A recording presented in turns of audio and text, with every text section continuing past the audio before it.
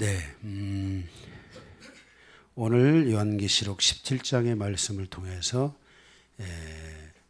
하나님의 심판 두 번째 말씀을 보도록 하겠습니다. 원래 제가 서론을 지난번에 여기 8절에서부터 13절까지에 있는 내용들에 대해서 우리가 계시록 13장에서 말씀을 전했기 때문에 이 말씀을 제가 서론으로 잡아서 이 말씀을 간단하게 여러분들에게 말씀을 전하려고 했는데 오늘 그 내용도 조금 줄여서 더 간단하게 여러분들에게 서론의 말씀을 드리도록 하겠습니다. 우리가 지난 본문 중에서 이 8절에서부터 13절 좀 넓게 15절 정도까지 있는 이 말씀은 13장을 통해서 적그리스도에 대해서 우리가 볼 때 보았습니다. 짐승에 대해서 볼 때 그 짐승이 적그리스도죠. 그래서 간단하게 보고 지나가도록 그렇게 하겠습니다. 이 마지막 때 나타날 짐승 곧 적그리스도는 크게 두 개로 설명하고 있습니다. 우리가 지금 본 본문에서도 7절에서부터 시작해서 그가 어떤 존재인가 하는 것에 대한 그의 정체성을 말씀하고 있는 것을 보는데 그 첫 번째는 짐승의 첫 번째 정체성은 머리가 7이다 그랬습니다. 그런데 그 머리가 7인데 이 머리 7은 7산이요 7왕이라 그랬습니다.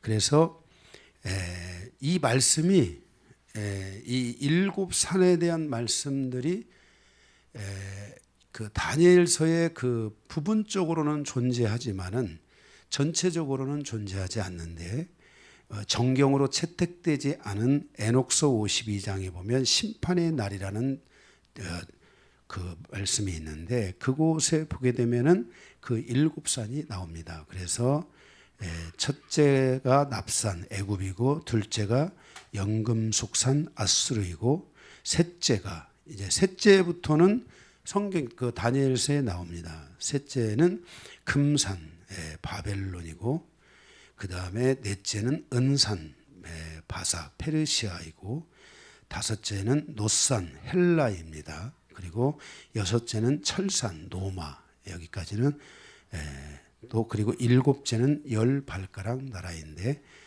여기에 나오는 5개는 바로 다니엘서 2장에 나오는 것을 보고 나머지 2개는 여러분들이 그렇게 애국과 아수르는 참고하시면 되겠습니다. 다니엘서 2장에 보게 되면은 그 다니엘의 예언에 의하면 마지막 10발가락 10왕이죠. 10발가락 10왕 시대 즉 여러 왕들의 시대가 임하면 사람의 손을 대지 아니한 돌이 와서 이 돌은 예수 그리스도입니다. 그리스도가 와서 그 돌이 그 짐승의 신상들 마지막 그 짐승의 신상들을 쳐서 다 무너뜨릴 것이라고 성경이 예언하고 있는 것을 보게 됩니다. 그래서 예수 그리스도께서 오실 때 세상의 나라는 다 무너진다라는 것을 말씀하고 있습니다. 그래서 7머리는 7산이요 7산은 7왕이다라는 것은 바로 세상의 그 7머리는 세상 나라로 7제국을 가리키고 있다라는 것입니다. 그래서 여러분들이 7제국을 여러분들이 생각하시면 되겠습니다. 물론 예를 들어서 그 바벨론 그러면 느부갓네살 그죠? 이런 왕이 있죠. 다 있게 됩니다. 그래서 이런 부분들을 여러분들이 그렇게 아시면 될 것 같습니다.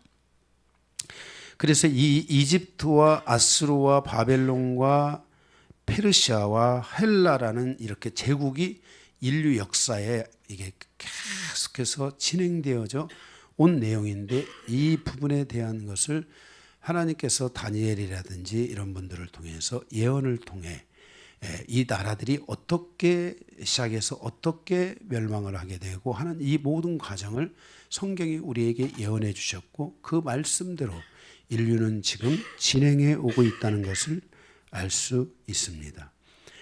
특별히 이 헬라 우리가 이제 이 성경에 보게 되면 제가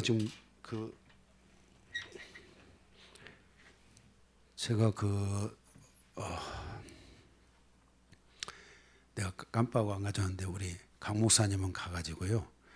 내 그 서재에 보면 왼쪽에 큰 성경이 있거든요. 그 위에 성서 지도 책이 있어요. 그것 좀 갖다 주세요.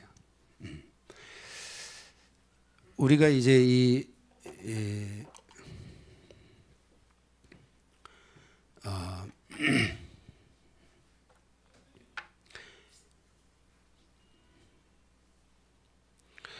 헬라가 네 개의 나라로 아니 그거 말고 그거는 저기에 있는 거잖아. 내 서재 책상 위에 원쪽에 보면 제가 보는 게 두 개가 있는데 이 헬라가 이제 이 페르시아가 우리가 잠깐 제가 그림을 여러분들에게 이렇게 그려드리겠습니다. 여기에 이렇게 지중해가 있고 여기에 이스라엘이 있고 이쪽에 이제 이란의 고란 광야, 골란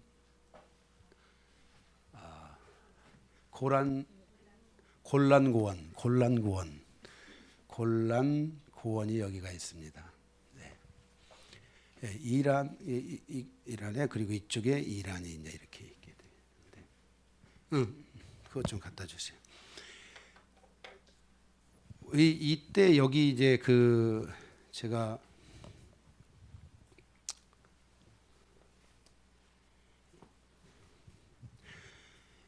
이때 하나님께서 여기가 이제 이쪽이 지금 이제 이쪽에 터키잖아요. 터키고 소아시아가 여기가 있고 이쪽에 가면은 아라랏산이라는 게 있습니다. 여기에 이제 노아의 방주가 여기서 멈추잖아요. 그래서 이 노아의 그 가족 일행이 머문 곳이 바로 이쪽에 이렇게 오면은 여기에 시날 땅이라는 곳이 있는데 이 시날 땅에 아브라함의 그 가족이 일행이 와가지고 아브라함의 세 아들이 있잖아요. 이 세 아들이 있는데 이 세 아들 가운데 이 셈족은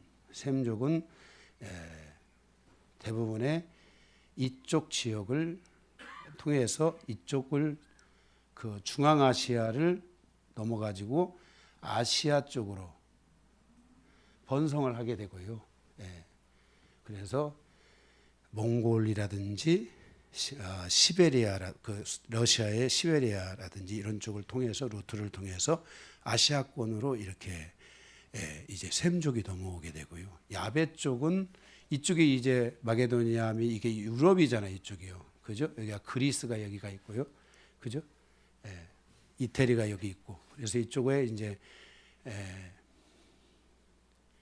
야베 쪽은 이렇게 넘어가게 됩니다. 그리고 함족은 여기에 제가 조금 표시하기 좋게 하기 위해서 함족은 셈족과 함께 이곳에 머물면서 이들이 이쪽이 이집트잖아요. 우리가 잘 아는 애굽, 그죠? 오리엔트 문명의 산실 여기가 이게 이집트잖아요. 그래서 함족은 이렇게 이제 번성을 해서 이제 가게 됩니다. 이렇게 이제 번성을 해서 가게 되는데 이따가 조금 나오겠지만 여기에 이제 이곳에 이 시날 땅 이곳에 그 아수르라는 도시국가가 세워지게 되고요. 헬라가 아니고 여기에 메데바사 아이고 이게 뭐가 날아가고 난리네. 여기에 메데와 바데라고도 하고 바사라고도 하는데요. 그런 도시국가들이 이렇게 있고 여기에 바벨론이라는 이 도시국가들이 여기에 생기는 겁니다. 이쪽 지역에 이렇게 이쪽에 생기는 거예요. 그리고 여기에 이쪽으로 이렇게 우리가 너무나 잘 아는 바로 유브라데 강이 여기에 이렇게 흘러가게 되는 거예요. 그래서 인류 역사가 이쪽도 에덴 동산이 이쪽에 있어가지고 이쪽 어딘가에 있는 걸로 추정을 하는데 바로 그 유브라데 강이 에덴 동산에 끼고 있잖아요. 그래서 인류 역사가 아수르도 유브라데 강을 건너서 세계를 정복하고, 그리고 페르시아도 이 유브라데스 강을 건너서 세계를 지배하고 정복하고, 그리고 바벨론도 이 처음에는 아수르, 바벨론, 메데 이렇게 되죠. 페르시아 이렇게요. 바사. 그래서 아수르도 그렇고 바벨론도 유브라데스 강을 건너서 세계를 지배하는, 그러니까 인류의 역사가 지금 어디에서 전체적으로 출발하고 있고 이루어지고 있냐면 바로 이곳에서 인류의 문명과 역사가 진행되고 있다는 것을 알 수 있습니다. 여러분들이 서점에 가시면은 5대 문명사나 5대 제국, 세계 제국들 이런 거 보면은 그들이 어디에서 출발하고 있는가 하는 것을 알게 돼요. 이런 작은 도시국가들이 이렇게 중심이 돼서 가는데, 이 부분에 대해서는 제가 여러분들에게 이따가 다시 한번 말씀을 좀 드리도록 하겠습니다. 그런데 이제 헬라가 있잖아요. 헬라가 이제 이 그 알렉산더 대저가 3년 만에, 알렉산더 대저가 원래 이쪽에 그리스 쪽에 있었는데 이 페르시아가 이제 세계를 지배할 때 여기에 이제 일종의 이제 그 분봉왕식으로 왕을 파송해 가지고 그것을 관리하고 다스리고, 이렇게 전 세계가 워낙 크니까 이 세계를 다 쉽게 말하면 다 이제 통치하는 시대니까. 그런데 그때 이제 바로 알렉산더 대저가 여기서 그 알렉산더 대저의 스승인 그 아리스토텔레스라는 그 철학의 아버지를 만나서 거기서 그가 훈련되고 준비돼 가지고 그가 여기로부터 와서 이제 세계를 이 세계를 다 지배하게 되는 겁니다. 이게 알렉산더가 이렇게 흘러 내려와 가지고 이렇게 세계를 다 이제 다 지배하는 시간들을 갖게 됩니다. 뭘 지금 찍으십니까? 찍으시고. 그래서 세계를 지배하게 되는데요. 이때 이제 알렉산더 대저가 세계를 지배하고 나서 3년 만에 죽습니다. 네, 정말 3년 만에. 만약에 알렉산더 대저가 살아 있었다면 세계는 이제 완전 세상의 나라로 정말 갈 정도로 굉장히 무서운 존재였는데, 그가 죽었어도 그가 그 건설했던 세상의 나라는 굳건하게 세워져 간 겁니다. 그런데 이제 이 나라들이 이렇게 되면서 알렉산더가 죽고 나서 거기에 그 알렉산더 대저의 가족들이 의문의 암살 사고들이 나고 서로 간에 권력 싸움을 하면서 전체적으로 다 죽습니다. 전체적으로 죽어요. 이 과정에서 이제 헬라라는 나라가 4개로 나눠지게 되는데, 그 셀루쿠스라는 장군이 시리아와 바벨론. 시리아가 여기 있잖아요. 지금 여기에 시리아, 지금 요즘 시리아 뭐 레바논, 시리아, 레바논이 여기가 있거든요. 레바논, 시리아 이런 나라들 통해서 지금 이 그 레바논 쪽에서 지금 이번에 이스라엘을 향해서 다시 이렇게 그 뭐 몇 개 안 되고 포를 쐈다고 하더라고요. 아마 많이 쐈으면 또 공격받을까 봐 몇 개만 쏜 것 같아요, 현재. 그런데 이쪽에 지금 시리아와 여기에 어디가 있어요? 바벨론. 그래서 제가 여기를 표시를 하면은 셀루쿠스가 이 땅을 분할 통치해서 통치를 하게 됩니다. 그리고 이 이집트 쪽과 함께 이 팔레스타인 여기 쪽 이스라엘 쪽 이쪽을 프톨레미가 통치하게 되고요. 이게 이제 헬라의 알렉산더 대왕의 장군 4사람입니다.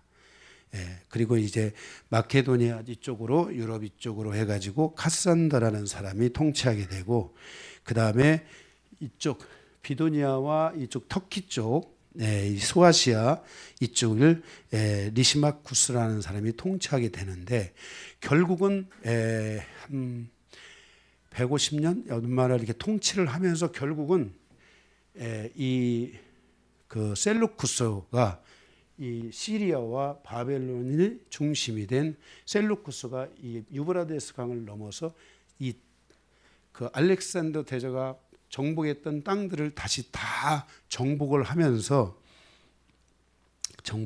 세워진 나라가 로마입니다. 그래서 여기서 이제 여기에 이러한 지역의 영향력 아래서 세워진 것이 바로 우리가 아는 로마지요. 로마. 이 로마가 이제 이태리의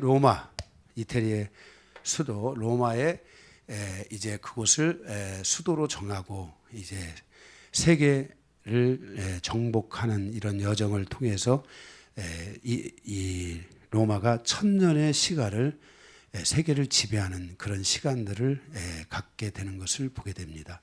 어쨌든 지금 우리가 여기서 볼 수 있는 것은 세계가 다 이 땅에서 지금 만들어지고 있다는 것을 우리가 알 수 있고 마지막 때에 이 유브라데스 강이 이제 메마르게 되고 그때 마지막 전쟁 아마겟돈 전쟁도 바로 이곳에서 오는 세력에 의해서 마지막 전쟁을 하지 않을까. 그래서 저는 이런 부분들을 생각하면서 이란과 같은 나라 꼭 이란이라고는 안 했지만 이란과 같은 이런 나라들이 또는 그게 사우디가 될 수도 있고 뭐가 될지는 몰라요. 어쨌든 지금 이 아래 이렇게 해서 다 한 그 형제니까 그죠? 이 형제들이 원래 연합이 잘 안 돼요. 그런데 마지막 때에 그런 열왕들이 일어나는 이런 여러 가지 과정들을 통해서 많은 왕들이죠. 이런 왕들이 일어나는 과정을 통해서 누군가가 이제 정말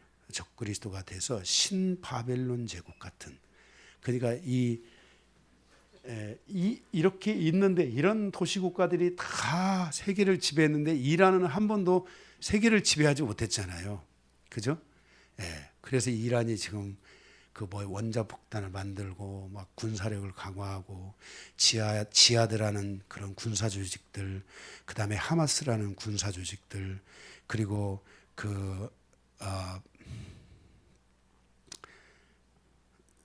레바논에 있는 군사 조직이 뭐야? 응?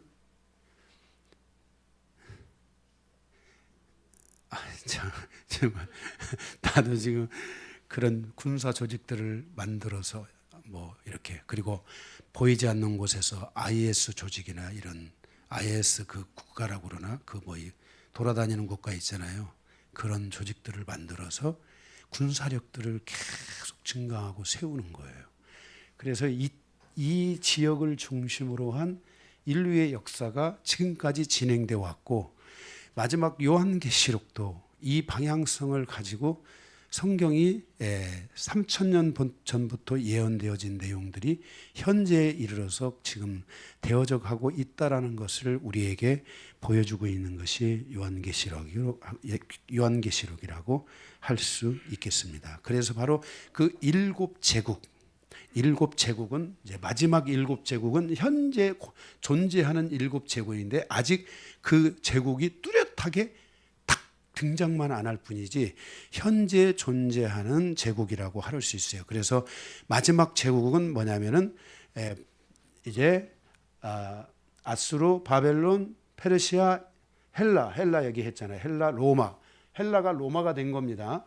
그래서 헬라, 로마 이렇게 왔기 때문에 이제 마지막 열 왕의 제국이 남아 있잖아요. 그 열 왕의 제국이 이제 어딘가에서 만들어지게 될 것을 마지막 이제 예고하고 있는 시대를 우리가 살아가고 있고 그 흐름 안에서 이제 적그리스도의 그 무저갱에서 올라온 타락한 천사의 영이 어떤 제국의 왕에게 들어가서 그 왕에게 영향력을 주고 권세를 줘서 그 적그리스도가 열 왕을 거느리게 되는 이런 일들을 통해서 마지막 이제 종말의 시간이 있다는 것을 성경은 우리에게 말씀해 주고 있습니다. 이런 내용의 말씀들을 여러분들에게 그동안에 쭉 해서 지금까지 이렇게 말씀해 왔고요.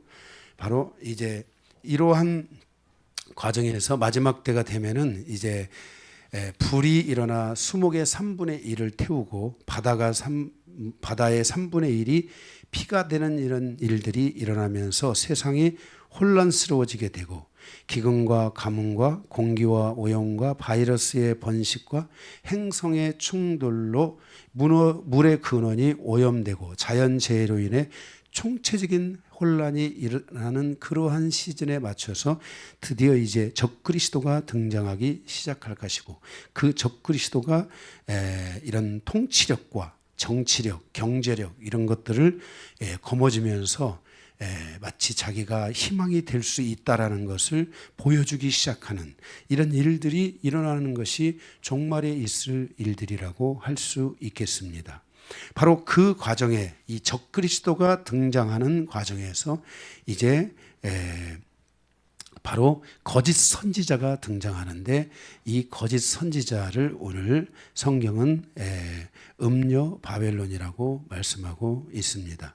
오늘 그래서 말씀을 전체적으로는 4개의 대지지만 하나의 대지는 오늘 보지 않기 때문에 3개의 대지를 통해서 우리가 살펴보면서 오늘 말씀을 보도록 하겠습니다. 지난주의 말씀처럼 세상은 많이 이렇게 변해돼 가고 세상은 많은 사단의 역사와 적그리스도의 역사들이 진행되고 또 그러한 일들이 앞으로 진행될 것이고 그러한 현상으로 계속 가겠지만 여기에 대해서 하나님은 하나님의 백성들은 구원하시지만 그 적그리스도의 세력과 마귀의 모든 세력들에 대해서는 하나님의 심판이 있다라는 것을 우리에게 말씀해 주고 있습니다. 그래서 지난주 16장을 통해서 하나님의 심판 첫 번째를 보았고 오늘 두 번째 시간에 하나님의 심판에 대한 것을 우리가 보는데 오늘 말씀은 이제 이 심판을 받을 음녀 바벨론의 정체, 그는 어떤 존재인가 하는 것들을 보고 다음 주에 그 바벨론의 심판에 대한 구체적인 부분들을 우리가 보아갈 수 있도록 하겠습니다. 자, 그러면 우리가 음녀 바벨론에 대해서 보겠는데요. 여기에 대해서 우리가 1절에서 7절까지 있는 말씀을 함께 보도록 하겠습니다. 여기에 이제 우리가 지금 번호가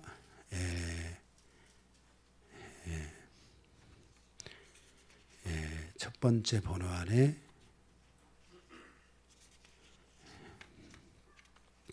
가로 번호가 두 개인가요? 두 개인가가 있습니다. 두 개가 있습니다. 자, 그러면 우리가 먼저 예루살렘의 처녀 딸, 즉 그리스도의 신부의 성과 큰 성 바벨론 음녀에 대한 배경들을 좀 보도록 하겠습니다. 성경에는 두 개의 딸이 있고 그 딸을 어떤 성으로 표시해서 우리에게 말씀하고 있는데 바로 예루살렘을 처녀 딸이라고 선지자들이 예언했고 성경이 그렇게 말씀하고 있고 그들은 그리스도의 신부다라는 것을 말씀하고 있습니다. 그 다음에 그 신부들이 거하는 곳을 바로 예루살렘이다 이렇게 말하고 있고 큰 성 바벨론 그들을 처녀 딸 이렇게 표현을 하면서 큰 성 바벨론을 음녀로 이렇게 성경이 말씀하고 있는 것을 보게 됩니다. 자, 첫 번째 거기에 다시 한번 동그라미를 하고요. 예루살렘의 딸 즉 그리스도의 신부의 배경을 보게 되면은 창세기 12장에 보면 하나님께서 창세기 6장에 노아 홍수를 통해 심판을 경고하시고 방주를 예비하신 후에 그 홍수를 통해서 하나님께서 심판하시는 것을 보게 됩니다. 그리고 그 방주가 멈춰진 곳이 아라사이잖아요. 그곳에서 내려와 노아의 가족들이 도착한 곳이 시날 평야입니다. 바로 지금의 이란 또는 이란 고원, 아까 뭐였죠? 골란 고원 다 똑같은 말입니다. 바로 이곳에 이들의 가족이 있습니다. 이때 노아에게는 3명의 아들이 있었습니다.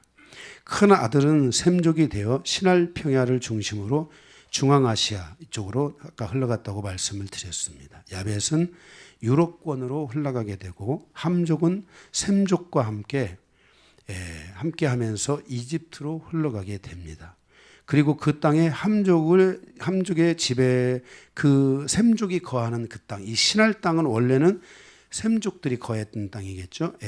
그래서 이 셈족이 거했던 이 땅에 이제 함족이 함께 하는데 그때 이 함족의 힘이 너무나 강해서 이 함족에 의해서 바로 이 그 셈족이 지배를 받는 이 함족의 지배를 받는 셈족이 되는 것을 보게 됩니다. 그 과정에서 셈족들이 타락하게 되고 하나님께서 그 과정에서 아브라함을 따로 부르시는 장면이 있습니다. 아브라함을. 그래서 아브라함이 나중에 그 조카 롯을 잡혀갔을 때 아브라함이 군대를 이끌고 가서 바로 그 땅, 자기들이 형제들이 있는 그 땅에 가서 그들을 다 쳐부수고 그 롯을 다시 구해 오잖아요. 바로 그 이 땅, 여기서 이 노아 할아버지와 그리고 그 셈족이 여기서 지내게 되었는데 그곳에 거하는 함족이 이 땅을 이제 지배하기 시작한 거예요. 함족이 이 땅을 이제 지배하기 시작한 거예요. 이게 함족이. 그래서 그때 하나님께서 거기서 아브라함을 여기서 부르잖아요. 아브라함이 지금 고향이 여기잖아요. 그죠? 여기서 하나님께서 이 아브라함을 불러서 어디로 가냐면 이쪽 가나안 땅으로 이제 하나님께서 그리고 이 가나안 땅에 그 당시에 수도가 예루살렘 이쪽에 이렇게 있으면서 아브라함을 불러서 가나안 땅으로 그들이 갈 수 있도록 하나님이 하시는 것을 보게 됩니다.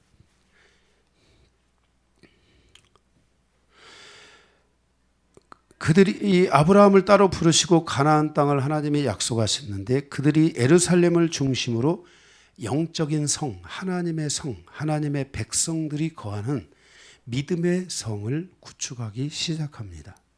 그래서 아브라함이 믿음의 조상이 되어 하나님의 복음이 전 세계에 전파되어져 갈 수 있는 바로 그 근원지 역할을 하게 되고 바로 그곳에 그 예루살렘이 있어서 하나님께서는 그 땅을 예루살렘을 바로 예루살렘의 딸이라고 말했고 그리스도의 신부 공동체의 출발점으로 그곳을 정하시게 되는 것입니다.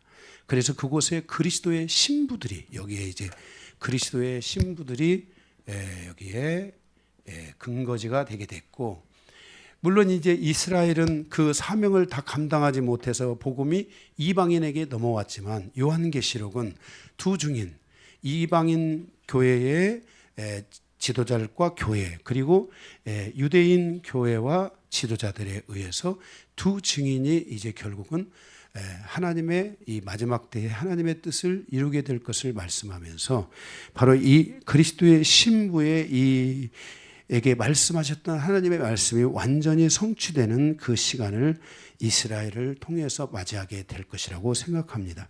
지금은 이스라엘을 양육하는 요한계시록의 말씀대로 이스라엘을 양육하는 시간이 아니고 이방인을 양육하는 시간 속에 있기 때문에 이방인은 정말 깨어 있어서 그리스도의 신부로 세워져 가는 그런 아브라함을 믿음의 조상으로 삼아 우리가 믿음의 전진을 이루고 믿음의 완성을 향하여 가는 이런 그 여정들이 이방인에게 남아 있습니다. 그런데 이 여정이 과연 얼마나 더 있을까? 지금 마지막 때를 향해서 만약에 간다면 이방인들은 정말 깨어 있어야 되고 정말 하나님을 바라봐야 된다는 것을 우리는 명심해야만 할 것입니다. 지금은 이스라엘이 부족하지만 마지막 때가 되면 바로 그들이 그리스도의 또 신부로서의 한 축으로 그들이 또 세워지게 될 것입니다. 그래서 바로 이 예루살렘 성 이것을 딸이라고 했고 이 딸의 근거지 그 중심은 바로 신부 공동체가 세워지는 근거지라는 것을 우리에게 말씀하고 있습니다. 둘째로 큰 성 바벨론의 음녀, 바벨론 큰 성 바벨론의 딸, 그 딸은 음녀인데 그 바벨론의 큰 성 바벨론 음녀의 배경을 보도록 하겠습니다. 창세기 10장에 보게 되면은 거기에 그 구스의 아들 니므롯이 나옵니다. 니므롯에 대해서는 제가 나중에 리더십 반에서만 제가 잠깐 그 니므롯의 탄생의 배경 이런 것들을 필요한 말씀을 좀 드리도록 하겠습니다. 그 구스의 아들 니므롯이 나오는데 거기 한글 성경에는 용감한 사냥꾼이라고 나와 있지만은 원어에는 그를 특이한 사냥꾼 또는 폭군이라고 말씀하고 있습니다. 그는 사람을 사냥하여 노예로 삼았고 그를 가리켜 그의 시대에 악을 뜻하는 이름이 있었는데 그것이 바로 깁보로 차이드라는 이름이 있었습니다. 이것은 바로 특이한 사냥꾼이다라는 별명입니다. 히틀러 이런 것처럼 바로 이 깁보로 차이드라는 특이한 사냥꾼이라는 말이 붙여졌습니다. 그에게는 많은 나라들이 있었는데 그 중에 바로 이 바벨론이라는 나라가 있었고 아수르라는 나라가 있었고 바로 이 메데파스라는 나라가 있었고 그 다음에 메데라는 나라, 바사라는 나라가 있었고 그 다음에 거기에 보면은 가슬루임이라는 나라가 있습니다. 이 가슬루임이라는 나라가 있었는데 그들에게서 블레셋이 나왔다고 성경은 말씀하고 있어요. 그러니까 지금 역사에서 이런 이 팔레스타인의 문제가 존재하기 정말 이 말씀의 내용을 좀 보면은 막 3,000년, 4,000년 전에 이미 바로 블레셋의 근거질에 대한 것을 말씀하고 있고 이 블레셋이 어떤 역할을 하게 될 것인지에 대한 것을 성경은 우리에게 예언하여 주고 있고 말씀하여 주고 있는 것입니다. 바로 성경이 정확하게 그렇게 표현하고 있잖아요. 여러분들이 10장 8절에서 12절 정도에 보면 나오는데요. 바로 그 가슬루임이라는 나라가 있었는데 바로 그들에게서 블레셋이 나왔다고 성경은 말씀하고 있습니다. 블레셋은 지금의 팔레스타인 가자지구에 속한 것입니다. 팔레스타인에서 가장 유명한 사람이 있는데 누군지 아십니까? 팔레스타인에서 가장 유명한 사람, 역사 이래 가장 유명한 사람 골리앗. 바로 그 골리앗이 바로 여기 팔레스타인에 속한 이 가슬루임 블레셋에 속한 바로 사람입니다. 골리앗을 여러분들이 아는데 그 출처를 모르셨군요. 네, 고려적. 그리고 이제 그들이 바로 니므롯이 중심이 되어 창세기 11장에 보면 그들이 바로 이 신할 땅에 바벨탑을 쌓게 되는 것을 볼 수 있습니다. 이렇게 니므롯을 통해 탄생한 바벨론과 아수르, 메데, 바사 그리고 팔레스타인 사람들은 하나님을 대적하고 하나님을 거부하면서 하나님과 경쟁하고 하나님과 같이 높아지려고 하는 교만함을 가진 세력들이라고 할 수 있습니다. 그래서 하나님께서 아브라함으로 하여금 그 땅과 친척과 아비와 그 땅에 존재하는 모든 것들을 버리고 하나님께서 지시하시는 땅으로 가라고 하신 것입니다. 그곳으로부터 두 번째 산인 아수르 제국이 세상을 정복하고 지배하고 전쟁을 일으켜서 그 아수르라는 제국을 세웠습니다. 세 번째 바벨론 제국이 탄생했고 그곳으로부터 페르시아 제국이 탄생했으며 그리스를 중심으로 헬라 제국이 시작되어 알렉산더가 죽고 아까 말씀드린 것처럼 셀루쿠스에 의해서 바로 이 시리아와 바벨론을 중심으로 한 이 셀루쿠스가 세계를 지배하며 헬라라는 제국을 이제 다시 통합하면서 세워진 나라가 바로 로마인 것입니다.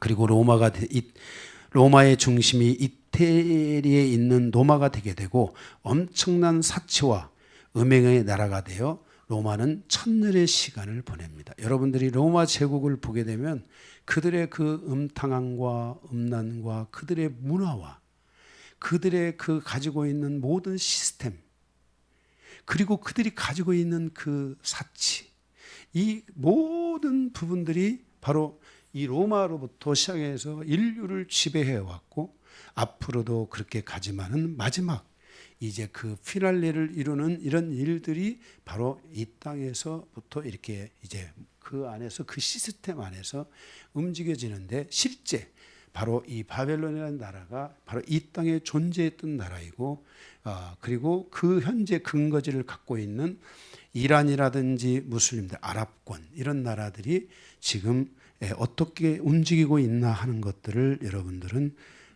보실 수 있어야만 합니다. 이렇게 바벨론은 죽지 않고 마지막 종말의 시간에 음료로서의 역할을 하게 될 것을 말씀하고 있습니다. 이 바벨론의 시스템 안에 요한계시록 18장 10절 15절에 나오는 것처럼 땅의 상인과 경제인들이 중심이 되어 돌아가게 될 것입니다. 또한 2절의 말씀에 있는 것처럼 땅의 임금들, 즉 땅의 통치자들, 오늘 말씀의 2절 나라의 바로 이 지도자들, VIP들 이런 것들이 이런 사람 통치자들이 바로 이제 이 적그리스도의 지배를 받으면서 가게 될 것을 말씀하고 있습니다. 지금으로부터 미래의 시대는 적그리스도 또는 또 다른 여기 미래의 시대는 적그리스도 그리고 그 적그리스도를 따르는 땅의 VIP들. VIP면 누군가 아시죠?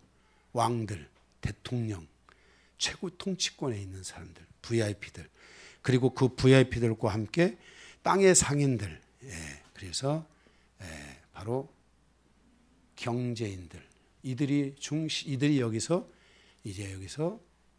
결탁을 하는 것이 바로 마지막 때의 어떤 모습이라는 것을 성경은 우리에게 말씀해 주고 있습니다. 지금의 세계는 큰 바벨론의 성이 있는 아랍권을 향하고 있습니다.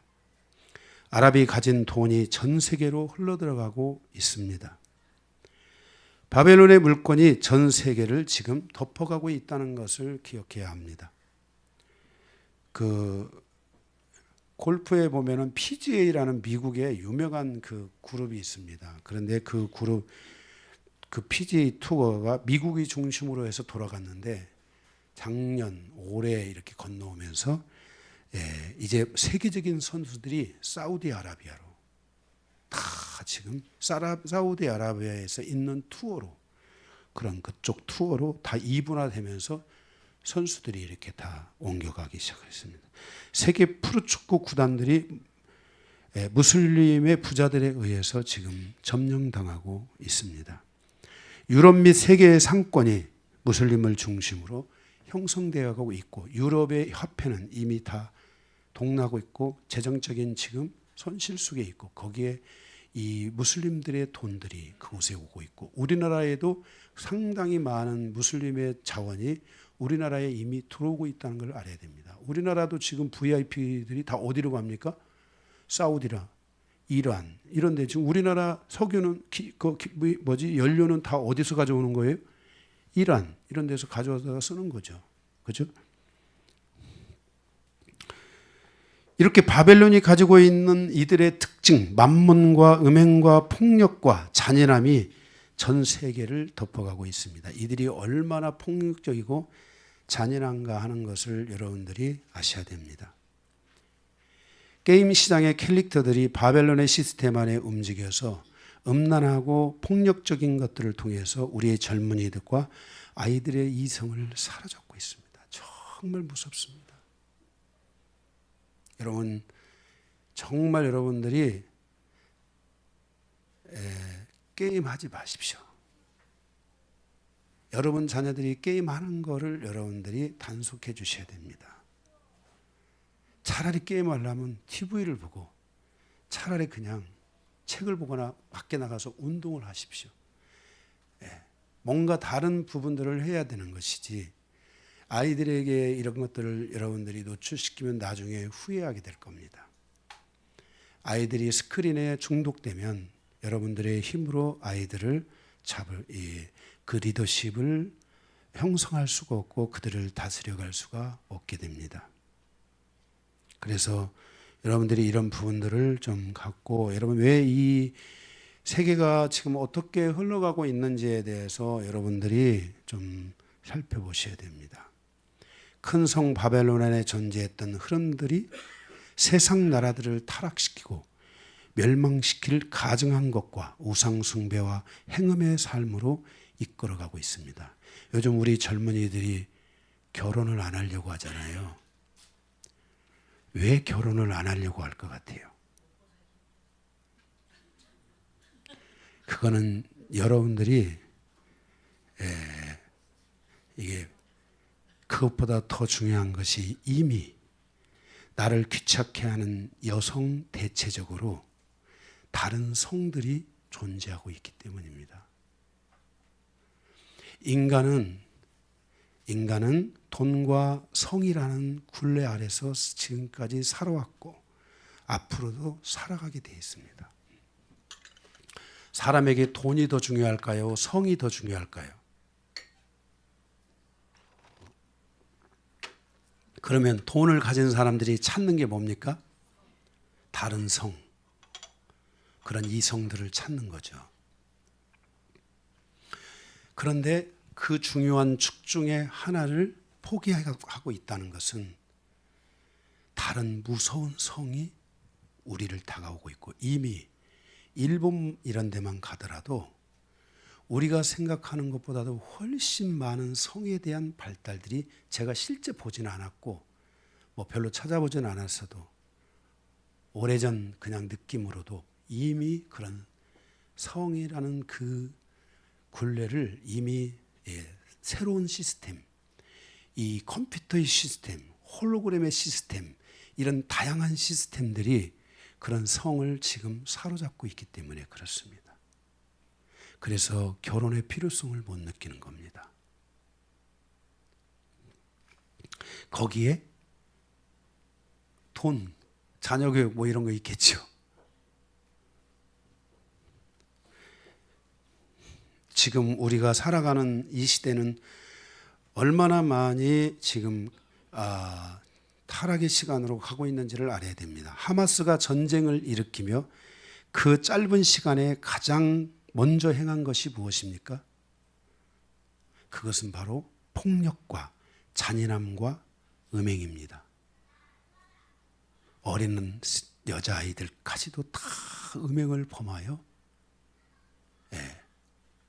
그들의 그 정말 타락됨, 그들의 그 모순이 얼마나 모순인지 그런 것들을 우리에게 보여주고 있다는 것을 알아야 됩니다.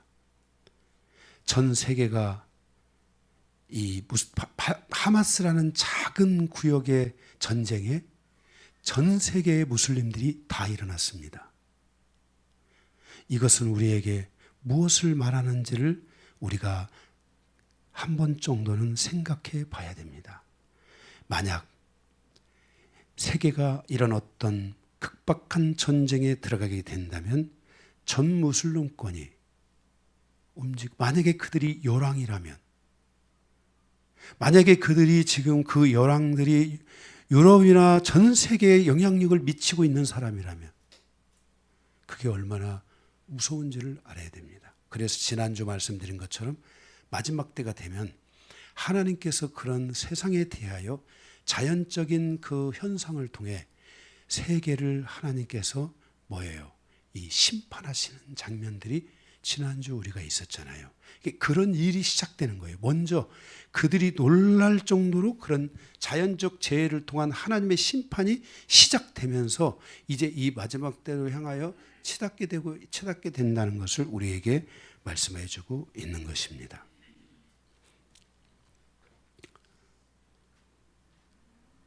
1절에 보면 1절 무 위에 앉은 음녀가 있습니다. 물 위에 앉은 음녀. 7대적을 가진 이 7천사가 와서 이르되 내게 말하되 이리로 오라. 많은 물 위에 앉은 큰 음녀가 받을 심판을 내게 보이리라. 음녀가 심판을 내. 물 위에 앉아 있죠. 그런데 이 물이 뭐예요? 15절에 보면은 또 천사가 말하되 내게 본바 음녀가 앉아 있는 물은 백성과 무리와 열국과 방언들이라. 그러니까 이 음녀의 시스템이, 이런 시스템들이 이제 전 세계의 나라와 백성과 그리고 사람들 안에, 그리고 그 VIP들 안에까지도 이제 지배하는 이 지배 구조의 현상이 나타날 것을 성경은 우리에게 말씀하여 주고 있습니다. 이렇게 바벨론의 시스템은 마지막 시대에 정치, 경제, 사회, 모든 스포츠, 언론 등 이런 모든 시스템들을 통제하고 조정하는 센터적인 역할을 하면서 그 짐승의 우상을 그 베리칩은 아니라겠습니다. 짐승의 우상의 그런 뭐죠? 이마에 그 인이라겠죠. 그 이마에 인을 맡게 될 것이고, 그리고 그 인 안에 숫자들을 갖게 될 수도 있습니다. 그 짐승의 숫자가 있습니다. 그 숫자를 갖게 될 수도 있고요.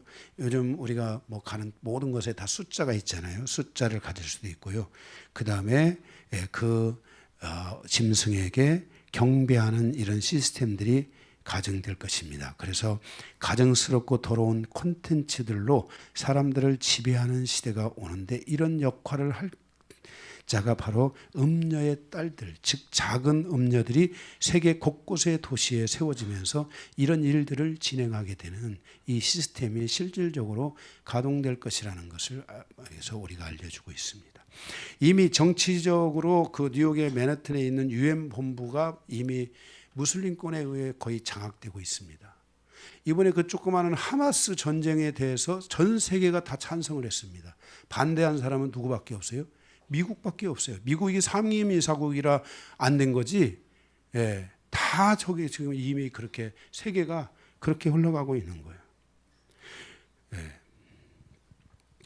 그리고 월가 앞에 이스라엘 백성들이 광야에서 섬겼던 큰 황금 송아지가 세워지면서 우상 숭배에 빠져가는 세상의 모습들을 우리에게 보여주고 있습니다. 2절에 보게 되면은 땅의 임금들과 그와 더불어 음행하였고 땅에 사는 자들도 그 음행의 포도주에 취했다 그랬습니다. 세상의 왕국 그 임금들과 또 그 땅에 사는 자들이 있는데, 여기 임금들, 세상의 왕들, 세상의 국가 지도자들이죠. VIP들이 그 음료와 결탁한다. 그러는 음료의 시스템 아래 결탁을 하지 않는. 왜냐하면 결탁을 하지 않으면 살 수 없는 국제적 사회의 그런 모습들이 현재 갖춰져 가고 있는 거예요. 이런 것들이. 짐승의 우상에 경배하게 만들고 하나의 바벨 시스템을 만드는 것을 바로 이게 음행하고 있다. 이렇게 성경은 말씀하고. 음녀가 땅의 임금들이 하나님의 질서에 대항하고 반대하는 질서를 만들게 하는 일을 적극적으로 참여하게 되는 이런 일들이 실제적으로 일어나게 되고, 결국 이제 이런 시스템에 의해서 2절 땅에 사는 자들도 음행의 포도주에 취하게 된다는 거죠. 땅에 사는 자들도 타락한 문화와 세상의 문화, 우상 숭배 문화, 만문의 문화에 취하게 된다는 것입니다. 그것을 통해서 행음하고 타락의 길로 가게 되고 잔인하고 폭력적인 삶으로 나아가게 돼 있습니다. 그래서 요즘 사람들 안에 무시무시한 폭력성들이 계속 증가하고 있습니다. 폭력성, 잔인함 이런 게 증가하고 있어요. 이게 사라져야 되는데 이게 마지막 때 사라질 수가 없는 거예요. 그런 지금 흐름들이 계속 몰려오기 때문에 뭔가는 모르지만 그 시스템 안에 갖춰져 있는 사람들의 그런 혈기와 잔인함과 이 폭력과 이런 것들을 가동시키는 에너지들이 존재하고 있다는 거예요. 그래서 여러분들이 근데 반대로 성령은 뭐예요? 성령은 우리 안에 오시면 우리 마음을 부드럽게 하잖아요. 그잖아요. 그래서 성령으로 살아가는 사람들은 마음이 부드러워져야 되는 거예요.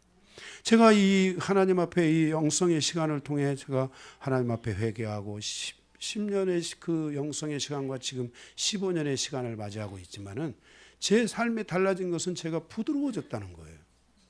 그리고 우리 영광교회에 와서 성도들이 서서히 부드러워지는 거예요. 예, 너무 강해지는 것은 여러분들이 지금 성령을 갖다가 지금 여러분들이 근심하게 만드는 일들이에요. 네, 계속 여러분들이 정말 부드러워져요. 아멘. 예, 정말 그렇잖아요. 제가 짜짜로니 해야 된다고. 그게 뭔지 모르지만 짜짜로니 해줘야 됩니다. 할렐루야. 예. 믿음으로 선포해 주셔. 당신은 부드러우신 분입니다. 당신은 성령의 사람입니다. 이런 지금 문화들이 오면서 사람들이 지금 그렇게 지금 잔인해지고, 특별히 이 게임의 문화에 이 집중되어 있는 아이들은요 굉장히 잔인해집니다. 그리고 폭력성이 굉장히 강해지게 되었고요, 혈기나 이런 것들이 굉장히 강해져요. 그래서 저는 이런 부분들은 정말 하면 안 된다는 거예요. 이 안에, 이 게임 안에 이게 막 저도 제가 286 컴퓨터 있을 때 제가 한번 했다고 했잖아요. 그걸 깨기 위해서 막 이 온 에너지를 다 거기 쏟아가지고 그걸 눌러야만이 그게 깨지더라고요. 응? 제가 그때 286 컴퓨터 최초로 나올 때 그거 게임 그거 이렇게 사다가 한번 해본 적이 있거든요. 그 뒤로 저는 게임은 안 했어요.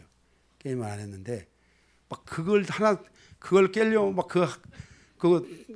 뭐 고인들 같이 생긴 나와니 그 하나를 죽이려면 막 손이 막 이게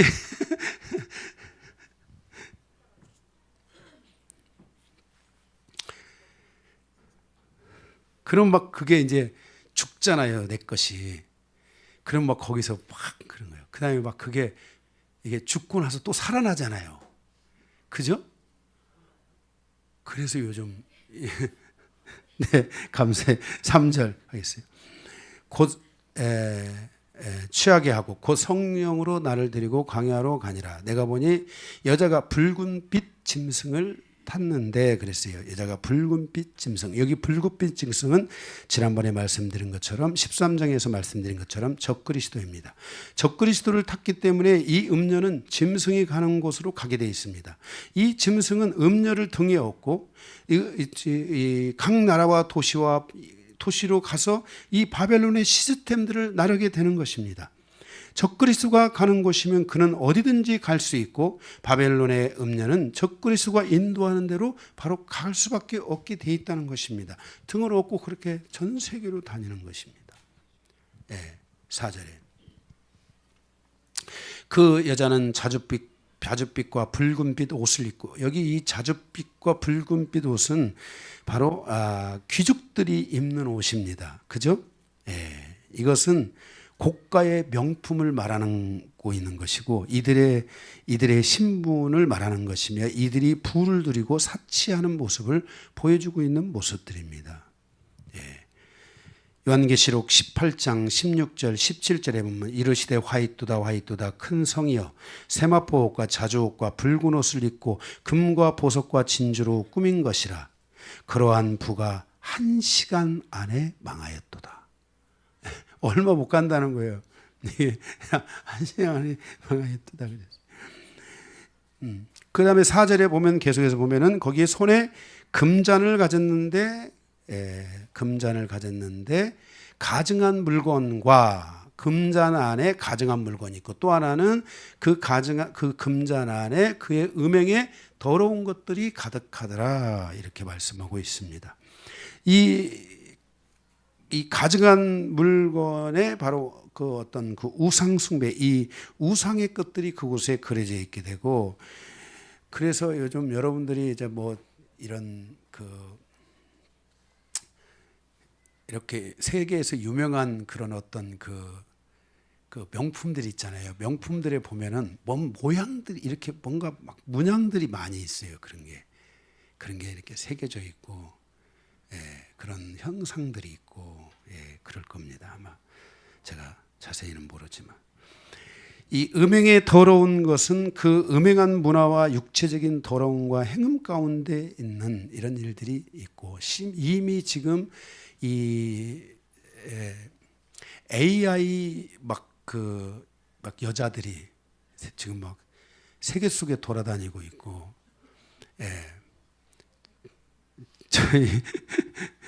저희 집사람이 당신의 AI 모습을 좀 찍어보고 있다. 그래서 저희 아내하고 저하고 AI 가지고 우리는 어떤 모습을 할까 하고 찍어봤어요. 그런 것들이 있더라고요. AI. 그러니까 우리가 살아가는, 그러니까 이게 지금 이제 세계가 앞으로 이런 재생의학들 이런 것들이 발달하기 시작하면서 영원히 사는 세계, 죽지 않는 세계. 이제는 100년은 아무것도 아닙니다. 150년, 200년은 사는 세계. 이런 것들을 꿈꾸면서 발전하면서 AI나 이런 것을 통해서 우리의 삶의 젊음을 돌리는 거죠. 제가 지금 60이 넘었잖아요. 60이 넘었는데 제가 그걸로 돌려보니까 내 모습이 굉장히 젊어지는 거야. 너무 핸섬해지는 거야. 정말 난 연예인인 줄 알았어.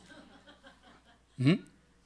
이렇게 삶의 생명을 거꾸로 돌리는 이런 앞으로의 그런 의학들, 실제 지금 이런 재생의학이라든지 이런 바이오 시스템이나 이런 것들이 앞으로 전 세계를 지배해가는 시간들이 이미 열리고 있어요. 이미 열렸어요.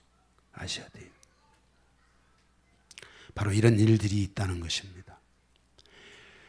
국가 지도자들이 이런 시스템을 따라가며 그 국가 지도자들이 경제인들을 동원해서 이 시스템을 통해서 장사를 하고 이런 식으로 세상이 돌아가게 될 것이고 지금도 돌아가고 있습니다. 현재 음녀 바벨론의 사치와 타락 그리고 세상의 이러한 경제 시스템을 빼버리면 돈 되는 것이 과연 얼마나 있을까? 없을 수도 있습니다. 거의 뭐 얼마나 있겠어요. 만일 교회가 죽는다면 교회 안에 있는 사람들도 이런 문화에 빠져버릴 수 있습니다.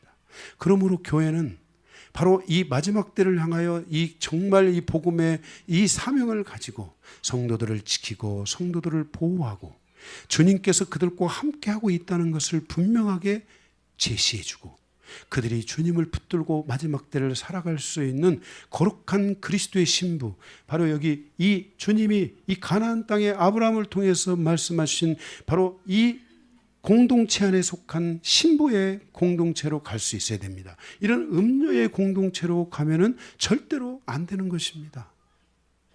세상은 마지막 때 바로 이 예루살렘의 딸과 이 음녀의 딸로 구분된 질서 안으로 인간이 가고 있다는 것을 우리에게 말씀하여 주고 있는 것입니다.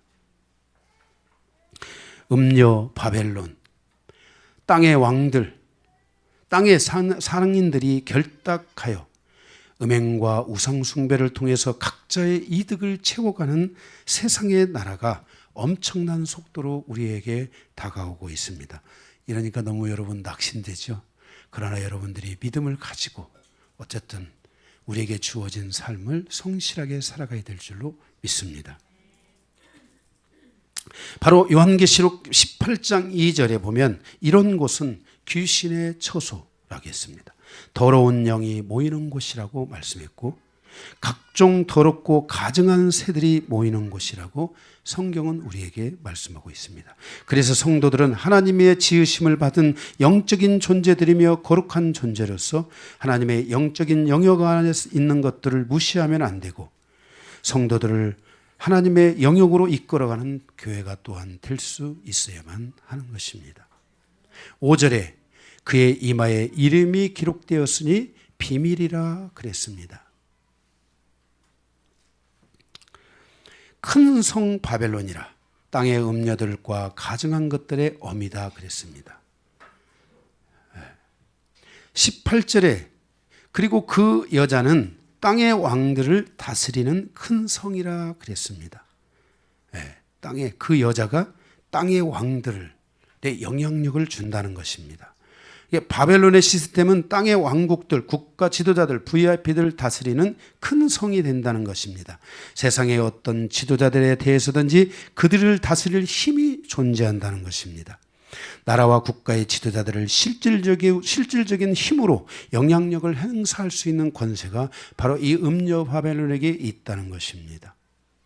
그래서 그들을, 그 나라와 국가를 조종할 수 있는 바로 에너지를 갖게 된다는 것입니다. 그래서 음녀의 시스템을 통해 국가의 지도자들과 그리고 국가들을 움직일 수 있게 된다는 것입니다. 예를 들어서 이란이 지금 하마스를 지지하고 이런 성명들을 하게 되니까 이란에 대해서 또 이란이 또 그 핵폭탄 이런 걸 만들고 그러니까 위험한 국가로 추정해 가지고 이란에 대해서 경제적인 제재를 하잖아요. 그죠? 경제적인 제재를 하니까 전 세계가 이란의 경제를 다 어떻게 했어요? 봉쇄시켜 버렸어요. 그죠? 우리나라도 참여했잖아요. 우리나라 참여했다가 얼마 전에 그거 풀어주자마자 지금 하마스 전쟁이 터진 거잖아요. 네. 네. 여러분 다 알고 계시죠? 네. 네. 이러한 음녀의 시스템들이 지금 속도를 내어 가고 있다는 것을 우리는 알아야 되고, 우리는 현재 세상의 이런 시스템들 안에서 살아가고 있습니다. 이것이 큰 성 바벨론이며 이러한 음녀의 딸들을 바로 세계의 도시에 파송할 것이라고 성경이 말씀하고 있고, 그 파송된 음녀의 딸들과 음녀의 시스템들이 어느 날 다 무너져 내리는 이런 일들이 있게 될 것이라고 성경은 말씀하고 있고, 하나님은 그것에 대하여 심판하시겠다고 말씀하고 있는 것입니다. 두 번째, 짐승에 대해서 8절에서 13절인데요. 이것은 13장에서 보았기 때문에 여러분들이 참고하시기 바랍니다. 세 번째, 짐승과 음녀의 관계를 통한 음녀의 착각에 대해서 잠깐 보겠습니다. 15절에서 18절입니다. 15절에 있는데 물 위에 앉은 음녀, 이것은 뭐라겠어요? 물은 백성과 무리와 병원과 열국이라고 말씀을 드린 온 세상이죠. 16절, 이 열불과 짐승은 음녀를 미워하여 망하게 하고 벌거벗게 하고 그의 살을 먹고 불로 살릴 것이라고 말씀하고 있습니다. 그러나 결국 이렇게 음녀의 활동이 전 세계적으로 마지막 때를 향하여 가며 그 영향력을 미치고 이제 마지막 3년, 후 3년 만에 이 끝을 향해서 결국 가게 되는데, 그때 사단의 하수인 적그리스도와 열왕의 열불은 열왕이잖아요. 열불의 그 열왕들이 그 사단으로부터 받은 권세와 악을 가지고 세상을 통치하게 되고 정치적인 욕망과 야욕으로 사단을 향해서 움직이게 될 것입니다. 이런 일을 앞에서 진두지휘하는 바벨론의 음령을 통해 세상은 이 모든 것을 자신들에게 유익이 될 것처럼 믿고 따라가게 되면서 점점 좋은 세상을 만들 것처럼 말하고 광고하고 더 좋은 세상을 꿈꾸고, 요즘 떠오르고 있는 말하고 재생의학과 같이 죽지 않고 영생하는 것을 실현하는 이런 일들을 하게 되고, 가난과 질병의 문제가 되지 않는 세상이 될 것이라는 것을 말하게 됩니다. 그러나 이런 모든 시스템에 대한 것들을 그들이 가동하겠지만은 마지막 때가 되면은 결국 짐승과 열왕이 추구하는 것은 사단의 질서입니다. 사단의 이 질서는 무엇이냐? 요한복음 10장 10절에 말씀을 하고 있는 것처럼 도둑질하고 죽이고 멸망시키려는 것뿐입니다. 결국 적그리스도에 의해서 음녀도 결국 망하게 되고, 그는 벌거벗겠죠. 수치를 당하게 되고 불로 사라지게 될 것을 말씀하고 있어요. 음녀의 그런 모든 시스템들이 그가 적그리스도를 위해서 일했지만은 결국은 그 적그리스도에 의해서 사단이 적그리스도를 조종하니까 바로 그 사단에 의해서 적그리스도를 통해 바로 그 음녀가 제거되고 태워지고 그것들이 사라지게 되는 이런 일들이 있을 것이라고 말씀하고 있습니다.